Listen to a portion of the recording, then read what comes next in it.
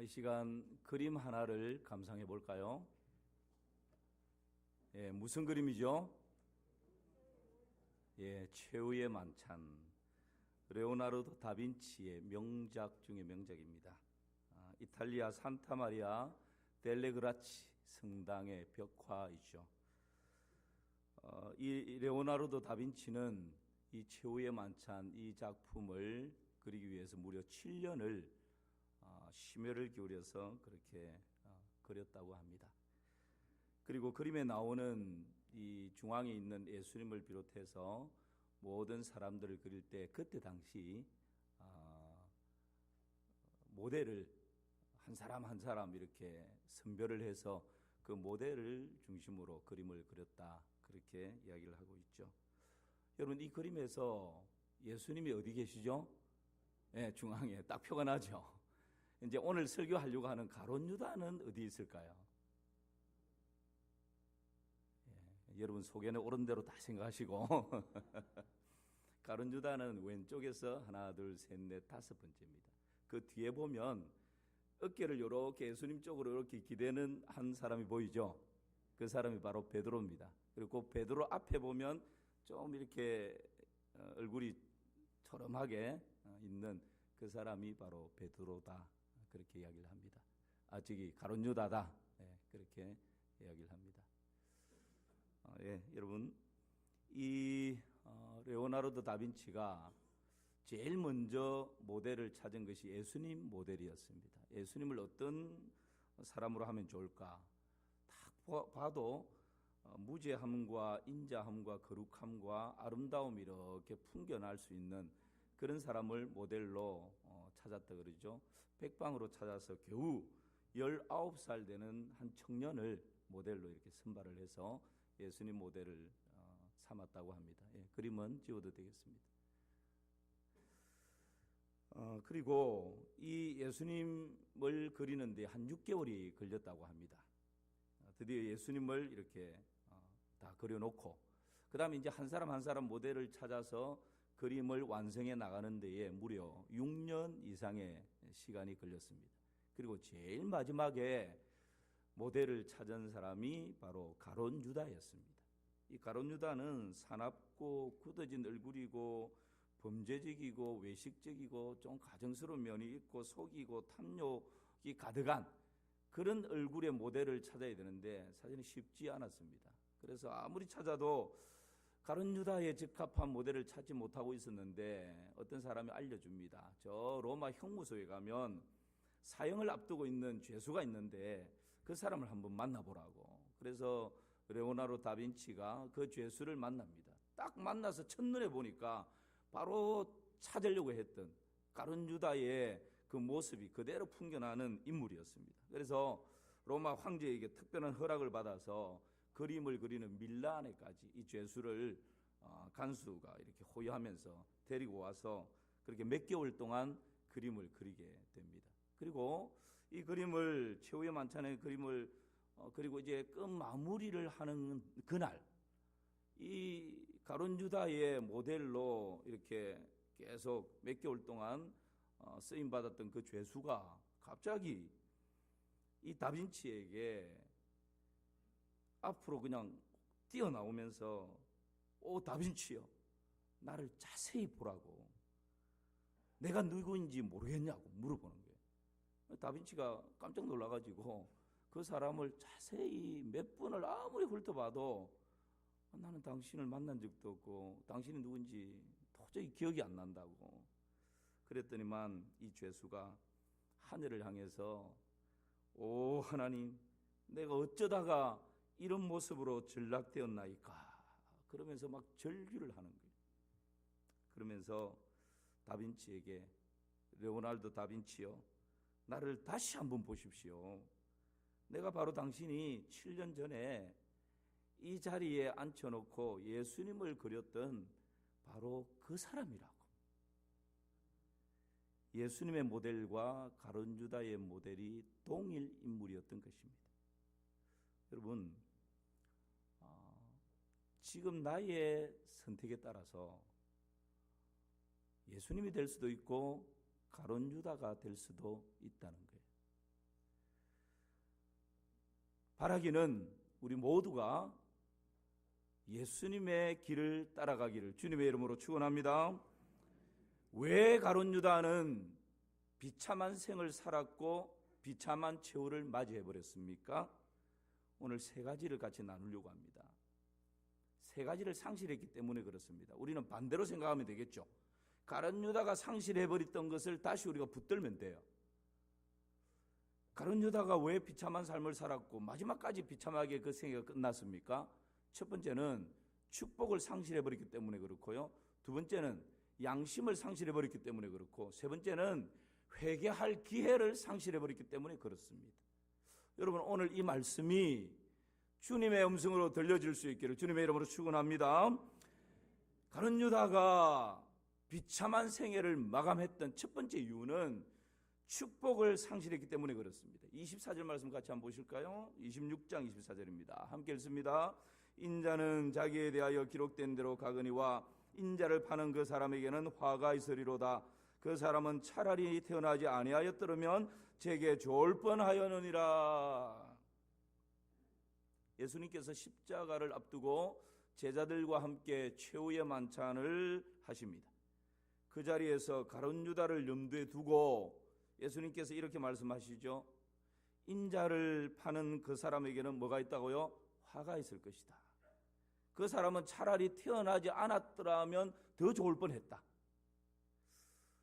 가룟 유다를 일컬어서 염두에 두고 화가 있다. 다시 말하면 그 인생은 저주받은 인생이다, 그런 말입니다. 이것을 여러분 우리가 운명론적으로 해석을 하면 안 됩니다. 가룟 유다는 본래 예수님을 팔아버리기 위해서 태어난 사람이야. 예수님이 우리 죄를 위해서 십자가에 피 흘려 죽으심으로 우리가 구원 얻고 하나님 자녀 됐잖아. 그러니까 가룟 유다가 우리가 구원받는 데 있어서 일정 공로가 있어.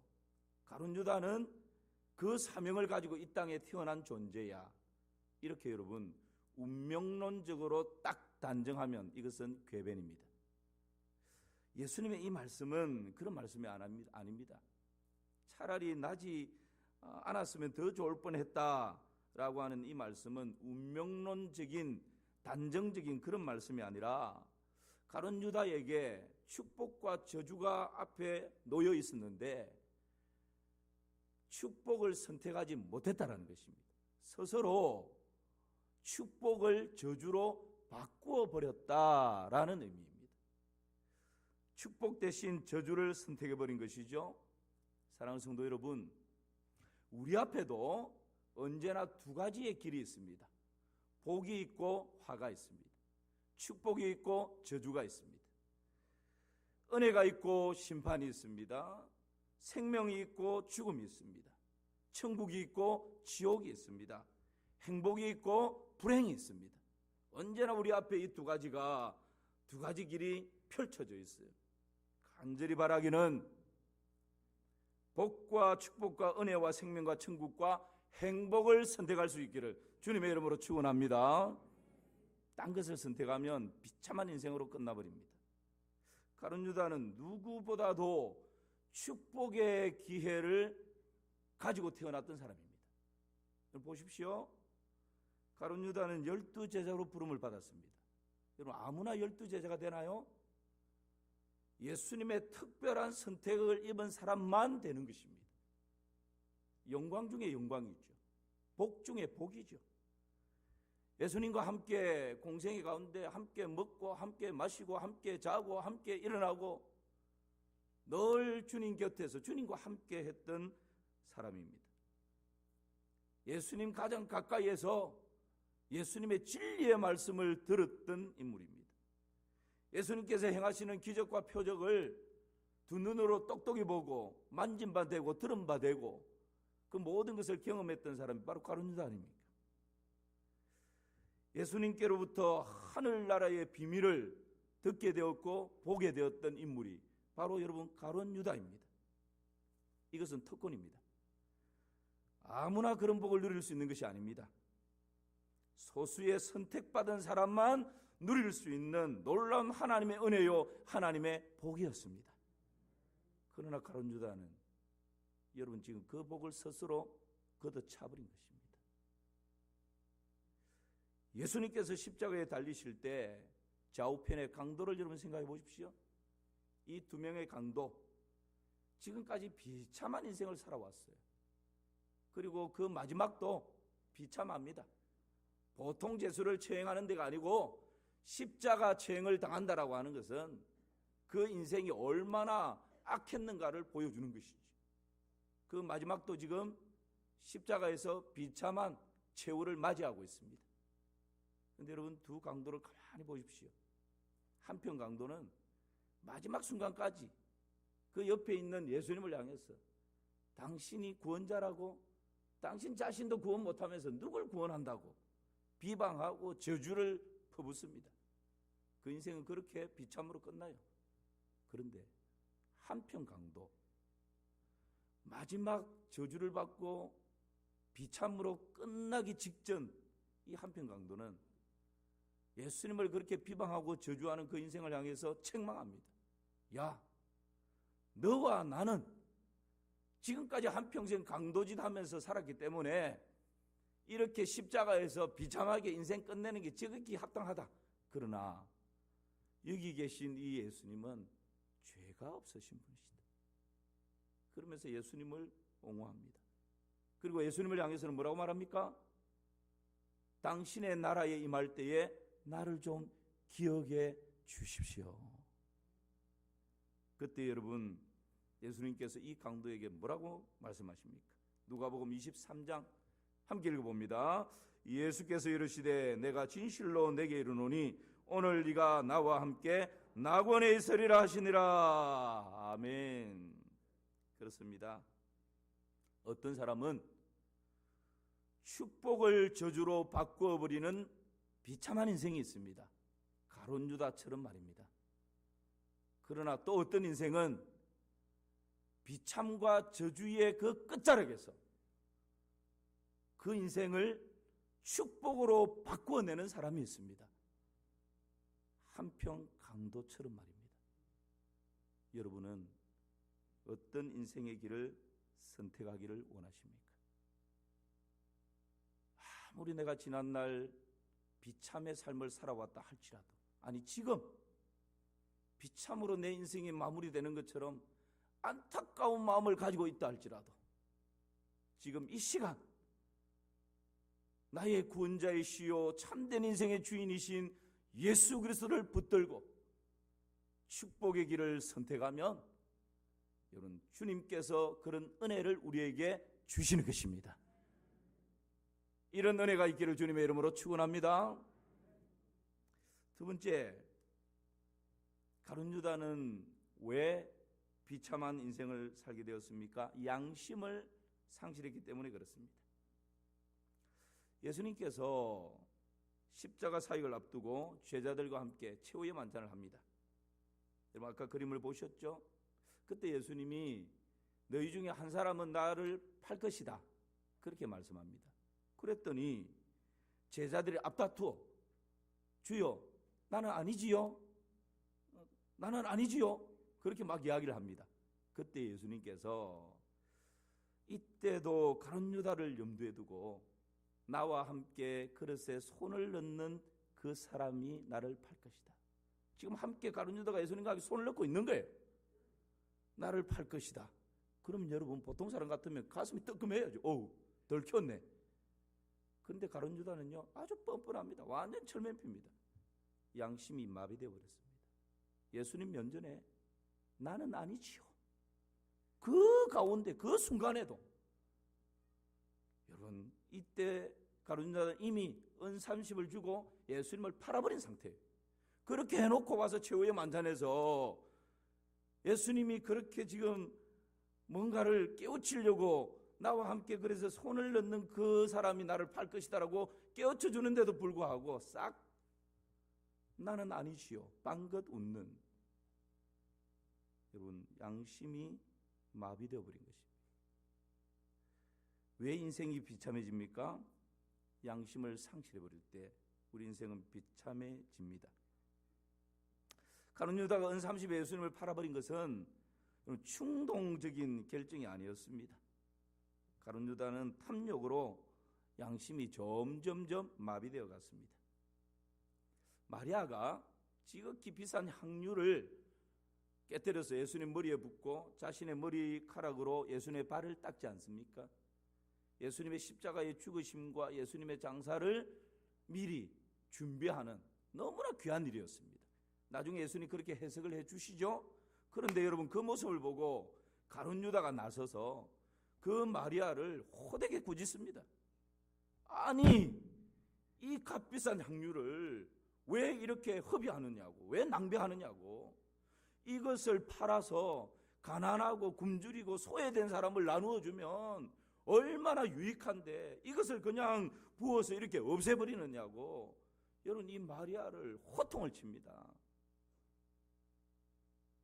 그런데 요한복음 12장 6절에서는 이런 호통치는 가룟 유다의 내면을 적나라하게 이렇게 드러내고 있습니다. 우리 같이 한번 읽어볼까요? 시작. 이렇게 말하면 가난한 자들을 생각함이 아니요 그는 도둑이라 동괴를 맞고 거기 넣은 것을 훔쳐 가매르라. 여러분, 지금 겉으로는 이 비싼 걸 왜 낭비하냐, 왜 허비하냐, 이것을 팔아서 가난하고 소외되고 굶주린 사람들에게 나누어주면 얼마나 큰 힘이 되고 위로가 되겠냐, 지금 이렇게 이야기하고 있는데 실상은 가난한 사람들을 위한 생각 1도 없는 것입니다. 동계를 맡은 자신이 평소에 그냥 다른 사람들, 예수님 몰래, 제자들 몰래 자신의 호주머니를 채우고 있는 이것 때문에 점점 양심이 마비되어 있었던 것이죠. 그리고는 이 마리아의 이 선한 일을 보고도 도둑인 본능이 나타나서 겉으로는 그렇게 말을 하고 있지만 그 내면에는 오히려 자기의 유익을 위해서 그렇게 호통치고 꾸짖고 있는 것을 보게 되는 것입니다. 여러분, 왜 양심이 마비되어 버립니까? 탐욕 때문입니다. 돈 때문에 그렇습니다. 그래서 디모데전서 6장에서는 돈을 사랑함이 일만하게 뿌리가 되나니 이것을 사모하는 자들이 묘을 받아 믿음에서 떠나 많은 근심으로 자기를 찔렀도다. 오직 너 하나님의 사람아, 이것들을 피하고 의와 경건과 믿음과 사랑과 인내와 온유를 좇으라. 믿음의 선한 싸움을 싸우라. 영생을 취하라. 이를 위하여 네가 부르심을 받았나니 많은 사람들 앞에서 선한 증거를 증거하였느니라. 할렐루야. 돈을 사랑함이 일만하게 뿌리가 된다고, 돈을 사모하면 묘을 받게 된다고, 믿음에서 떠나게 되고 많은 근심이 나를 찌르게 된다고 말씀하고 있는 것입니다. 사랑하는 성도 여러분, 하나님의 음성을 들으십시오. 오직 너 하나님의 사람아, 이것들을 피하고 의와 경건과 믿음과 사랑과 인내와 온유를 좇으라. 믿음에서 난 싸움을 싸우라. 영생을 취하라. 이를 위하여 내가 부르심을 입었느니라. 할렐루야. 여러분, 탐욕 때문에, 돈 때문에 우리의 이 펄떡펄떡 뛰는 이 선한 양심이 마비되어 버리는 그런 일이 없기를 주님의 이름으로 축원합니다. 군병들이 예수님을 잡으러 왔습니다. 잡으러 오기 전에 이미 가룟 유다는 군병들과 함께 다 작전을 짜놨습니다. 내가 입 맞추는 그 사람이 예수니까 내가 가서 웃으면서 인사하면서 입 맞추면 그 사람을 잡아가면 된다고, 체포하면 된다고. 여러분, 그렇게 해놓고서는 가룟 유다가 예수님께 와서 어떻게 합니까? 라비요, 안녕하십니까 하면서 예수님께 아주 멋지게 입을 맞춥니다. 여러분, 그야말로 이 양심이 완전히 화이 맞은 거죠. 예수님을 그렇게 팔아놓고 다 그렇게 작전도 짜놓고 와서 입 맞추는 사람, 그렇게 예수님을 팔아버리고 배신해버리는 것입니다. 마태복음 26장 49절에서 50절 말씀 같이 보실까요? 제가 읽습니다. 곧 예수께 나와 라비여 안녕하시옵니까 하고 입을 맞추니, 함께 읽겠습니다. 예수께서 이르시되 친구여 네가 무엇을 하려고 왔는지 행하라 하신대 이에 그들이 나와 예수께 손을 대어 잡는지라. 왜 인생이 비참해집니까?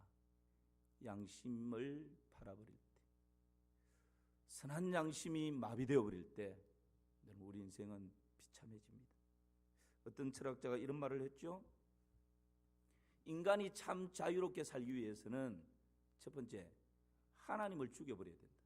왜냐하면 하나님께서 살인하지 말라, 간음하지 말라, 도둑질하지 말라, 이것도 하지 말라, 저것도 하지 말라, 너무 하나님께서 그냥 간섭을 많이 하시니까 그 하나님 그냥 없애버리면 나는 자유하리라. 그래서 하나님을 그 사람의 인생 가운데서 죽여버렸어요. 이제는 자유다 했는데 집에 오니까 부모님이 야, 너 요즘 왜 그래? 학교 가니까 선생님이 야, 친구들 만나면 친구들이 야, 그건 아니잖아. 주위에 있는 사람들이 이런저런 간섭을 하기 시작합니다. 그래서 생각합니다. 야, 내가 진짜 자유하기 위해서는 주위 사람들, 가족부터 해서 다 죽여버려야 되겠구나. 그래서 그 사람의 생애 가운데서 가족들과 주위 사람들을 다 죽여버립니다. 이제는 진짜 자유를 누립니다. 하나님도 간섭 안 하죠. 부모로부터 시작해서 주위 사람들도 간섭을 안 합니다. 그런데 며칠 지나고 나니까 이 안에 있는 양심이 펄떡 양심이 야, 너 지금 범죄한 거잖아. 너 그렇게 살면 안 되잖아. 너 그렇게 위선적으로 두 얼굴을 가진 그 모습은 아니잖아. 끊임없이 양심이 그냥 말하는 거예요. 고발하는 거예요. 이 사람이 그 양심의 가책에 이기지 못해서 양심을 죽여버리기로 결심을 합니다. 양심을 죽이려면 어떻게 해야 됩니까? 자신이 죽어야 되는 거예요. 자살로 그 인생을 끝내버리는 것입니다. 사랑하는 성도 여러분, 양심은 마지막 보루입니다. 아무도 몰라도 자신은 압니다. 양심은 알고 있습니다. 양심을 잃어버리면 비참한 생을 살 수밖에 없습니다. 그러므로 힘써 선한 양심을 지켜야 여러분 저주에서 축복의 삶을 살 수가 있는 것입니다. 사랑하는 성도 여러분, 우리는 얼마나 사람에게 보이려고 나를 꾸미고 사람에게 보이려고 말을 번지르르하게 하고 사람에게 평가받으려고 얼마나 행동을 그렇게 합니까? 그런데 정작 중요한 것은 내 안에 있는 양심이 나를 향해서 끊임없이 말하고 있습니다. 그 양심의 소리에 귀를 기울이고 그 양심이 살아 펄떡펄떡 뛰는 그런 삶을 살아내시기를 주님의 이름으로 축원합니다. 마지막 하나는 회개를 상실했기 때문입니다. 가룟 유다가 이런 비참한 삶을 살고 비참한 인생으로 끝나간 것은 첫 번째는 축복을 상실했기 때문이고 두 번째는 하나님께서 주신 최후의 보루인 양심을 상실해버렸기 때문이고 세 번째는 회개를 상실했다. 회개의 길을 놓쳐버렸다 이 말입니다. 여러분, 가룟 유다는요 비록 축복을 저주로 바꾸어 버렸지만 회개할 수 있는 기회가 참 많았습니다. 예수님과 함께 동고동락하면서 모든 시간 회개할 수 있는 기회였습니다. 최후의 만찬에서 예수님께서 가룟 유다에게 회개의 기회를 주시죠. 너희 중에 한 사람이 나를 팔 것이다. 그리고는 가룟 유다를 콕 집어서 나와 함께 그릇에 손을 넣는 이 사람이 나를 팔 것이다. 여러분, 그쯤 되면 가슴이 뜨끔해야죠. 그리고는 아이고 들켰구나. 예수님이 다 알고 계시구나. 말씀을 안 하시지만 다 알고 계시구나.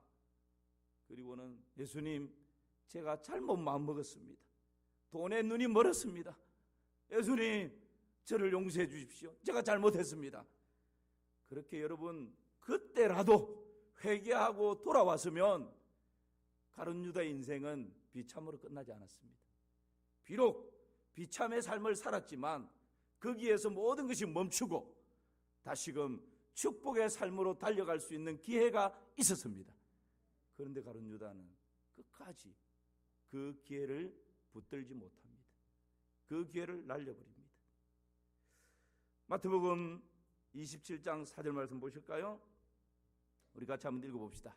시작. 이르되 내가 무죄한 피를 팔고 죄를 범하였도다 하니 그들이 이르되 그것이 우리에게 무슨 상관이냐, 네가 당하라 하거늘.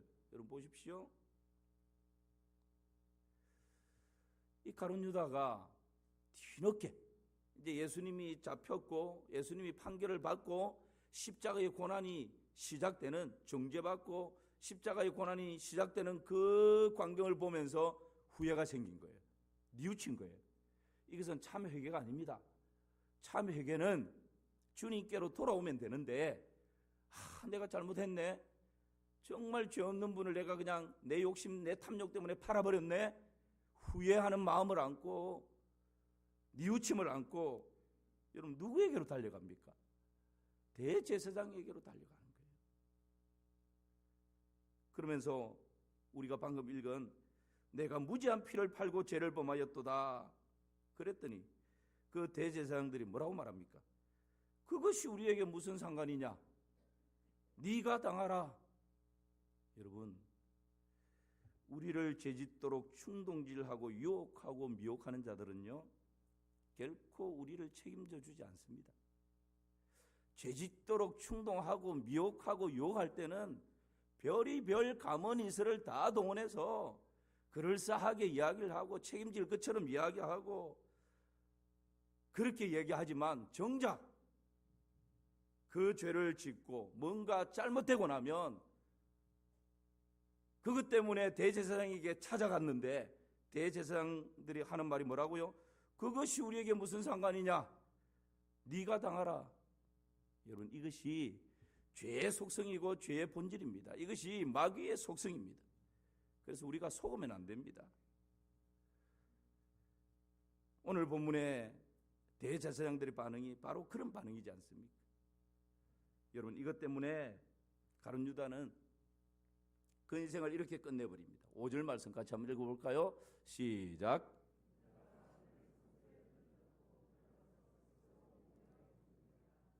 유다가 은을 성소에 던져놓고 물러가서 스스로 어떻게 해요? 목매어 죽은지라.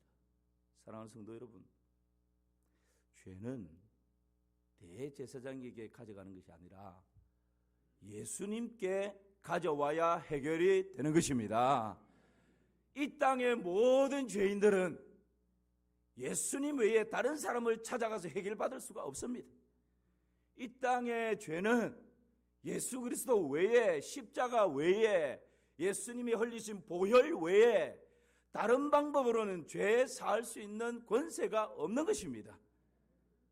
죄를 해결받기 위해서는 예수님께 가지고 나와야 됩니다. 그런데 지금 가룟 유다는 함께 공모했던 대제사장에게 죄를 가지고 나간 거예요. 그러니까 대제사장 하는 말이 뭡니까? 책임져 줍니까? 위로해 줍니까? 아니요. 이제 다 끝났습니다. 자기들 목적이 이루었습니다. 그게 나와 무슨 상관이냐? 네가 당하라.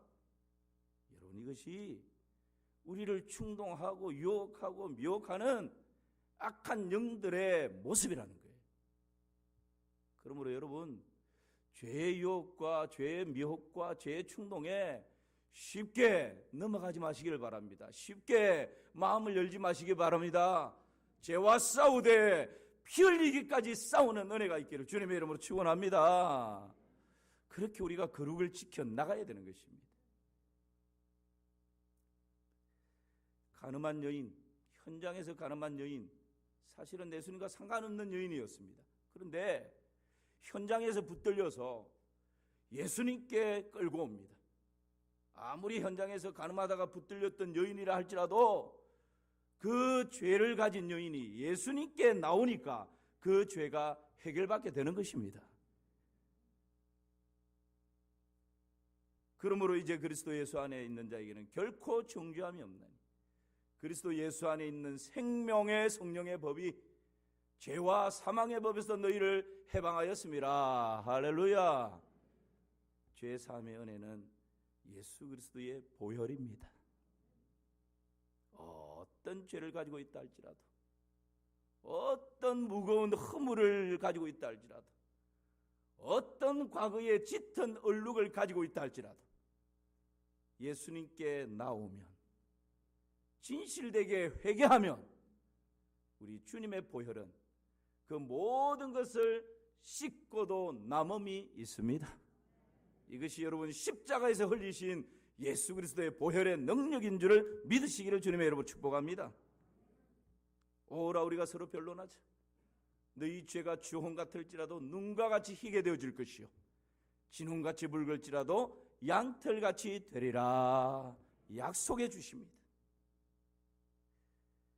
회개를 상실하면 비참한 인생으로 끝나버리지만 회개의 기회를 붙들면 그 인생이 다시 은혜 아래 거하게 되는 것입니다. 다시 새 출발할 수 있는 인생이 되는 것입니다. 왜 가룟 유다의 삶은 비참했습니까? 오늘 세 가지를 생각했습니다. 하나는 뭘 상실했기 때문에요? 축복을 상실했기 때문에 그렇습니다. 두 번째는 양심을 상실해버렸기 때문에 그렇습니다. 세 번째는요, 회개를 상실했기 때문에 그렇습니다. 우리는 반대로 축복을 선택하고 양심을 지키고 회개의 기회를 붙들어서 하나님의 은혜와 복을 풍성히 누리며 살아가는 그런 우리 모든 성도님들 되시기를 주님의 이름으로 축원합니다.